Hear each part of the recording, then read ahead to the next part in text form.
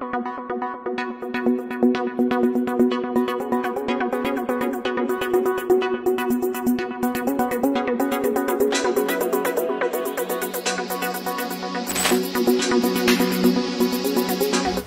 day mga ka-scholar! You are now tuned into the first ever multimedia center of the Philippine National Police Academy. This is the PNPA Multimedia Club. I am your host for today, Cadet 3rd Class Helena Hart Delmo, a member of Sandikhain Class of 2027. Today we shine a spotlight on the inspiring stories of the women behind the badge. Joining us today is Police Major Carla Leones Villaran, one of our incredible women from PNPA, here to share her journey, achievements, and what it truly means to serve with a purpose. Good afternoon, ma'am. Good afternoon, Cadet 3rd Class Delmo. So before tayo mag-start, ma'am, gusto niyo po munang bumati sa ating mga viewers? Okay, thank you. Sa ating mga viewers sa PNPA page and any other social media platforms, magandang araw po sa ating lahat. I hope you are having a good day. And thank you for watching this video. So, ma'am, can you share to us a little about yourself and your journey as a police officer? Okay, thank you. So, good morning again, Cadet Delmo. So, I am Police Major Carla Pauline Villaran. I am 30 years old. I am a proud member of PNPA Masundayo Class of 2016. And I am now the Administrative Officer of the Tactics Group in PNPA. So, before I am assigned here in PNPA, I held various positions as the Chief of the Women and Children Protection Center of Police Regional Office Mimaropa, and I also served as the Chief of Police of 2 municipalities in Occidental Mindoro, in Abra de Ilog, and in Looc Municipal Police Station. So, I served my younger years in service in Mindoro. So, yun yung naging foundation ko. And now, I am here. I am a tactical officer in PNPA. So, yes.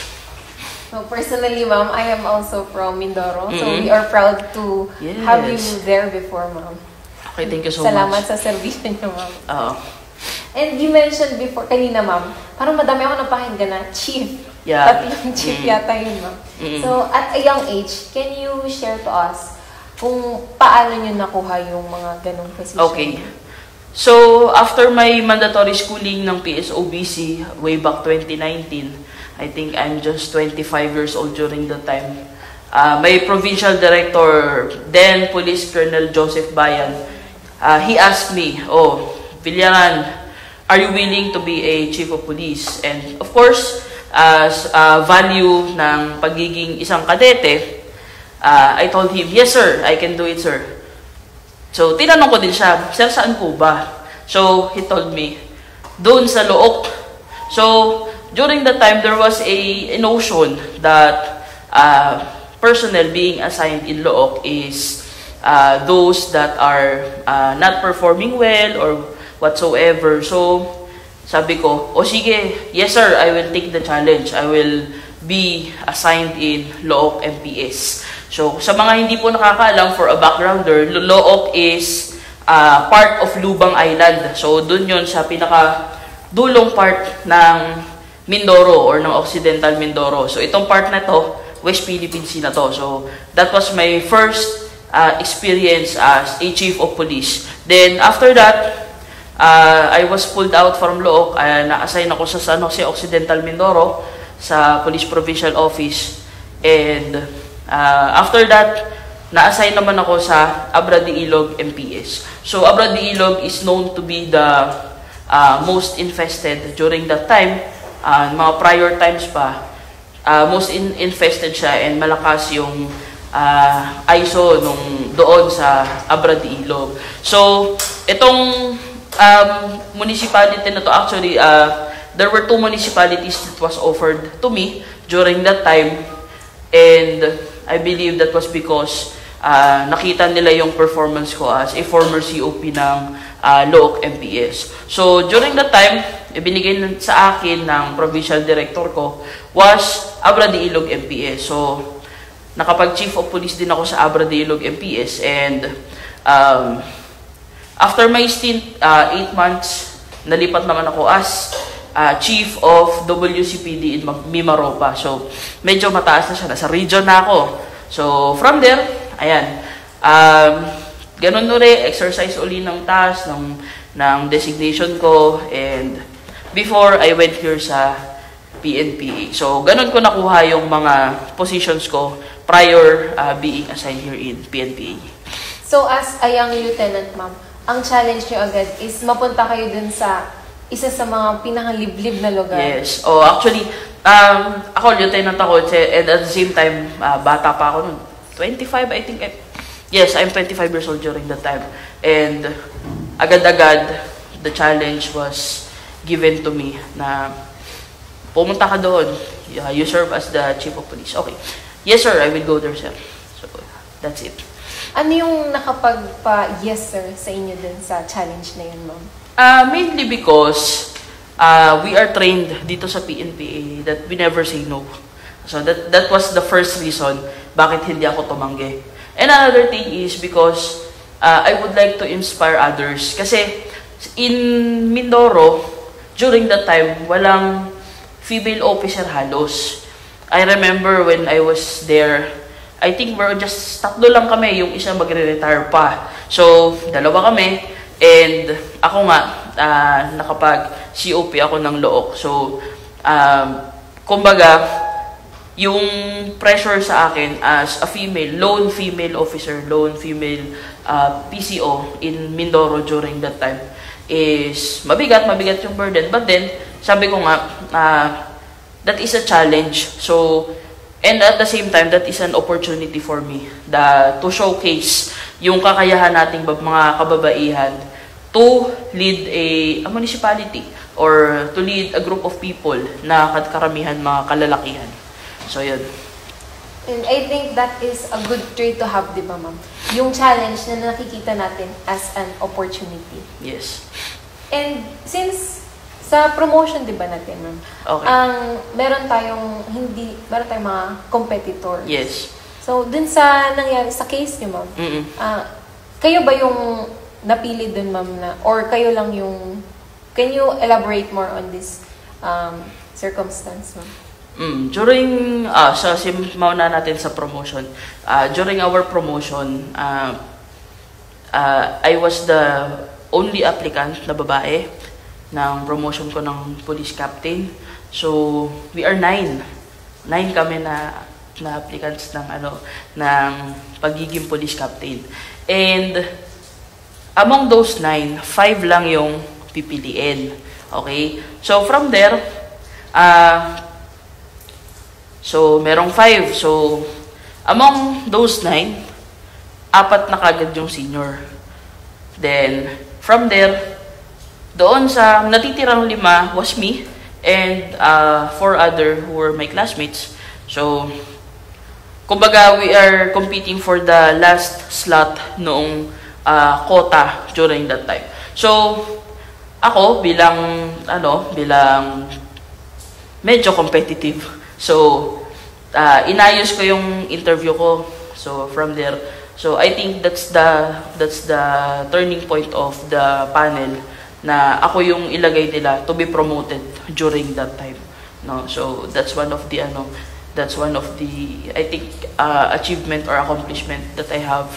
Then sa sa being a chief of police, parang na lang din yan, parang ako na lang din yung naging choice nung provincial director namin to hold this position para siguro i-showcase niya i-showcase namin that Occidental Mindoro is a good place, no? Medyo meron kasi tayong notion, 'di ba? Alam mo naman 'yan, you are from Mindoro, that in Occidental Mindoro infested talaga siya.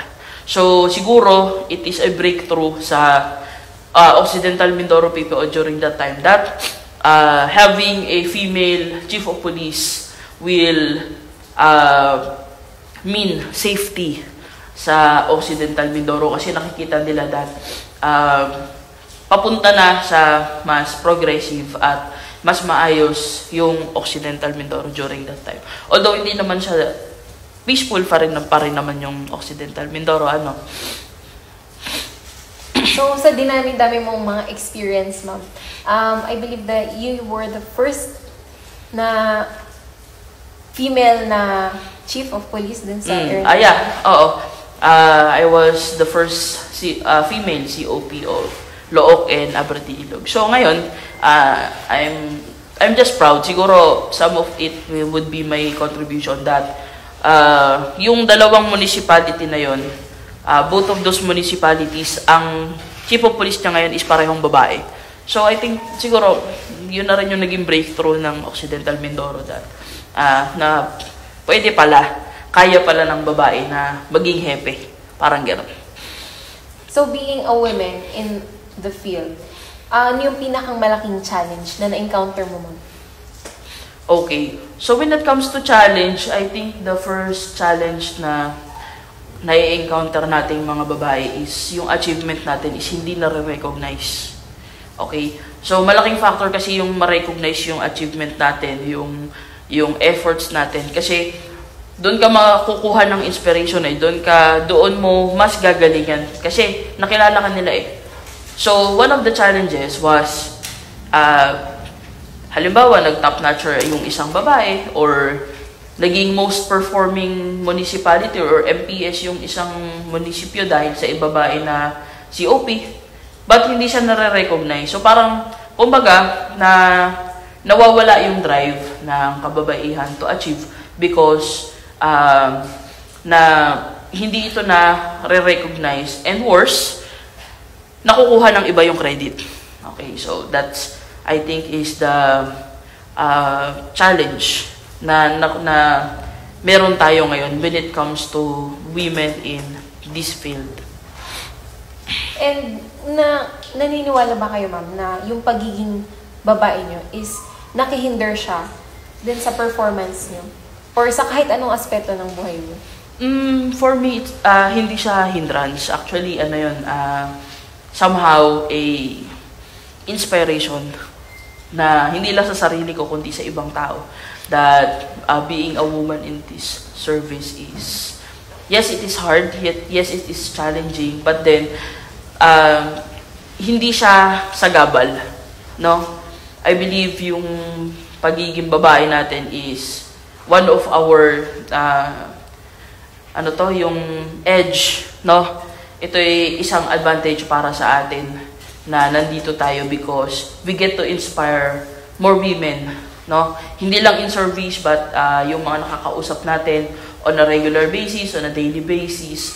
So, kapag nakakakita sila ng babae na pulis o babae na in service, they are inspired or they are motivated na kaya nga nila eh. Kaya nating magpulis, kaya nating magkadete ng PNPA. Then, on their end, na nagiging inspiration tayo sa kanila na kaya ko din. Parang gano'n. So, hindi naka-anchor sa gender yung kung ano yung kakayahan. Oo, totoo yun. No gender tayo, no gender. So, with this, ma'am, let us open the topic on gender equality. So, how do you see the progress of gender equality in our society today? Okay, so with regard to gender equality, we're going there.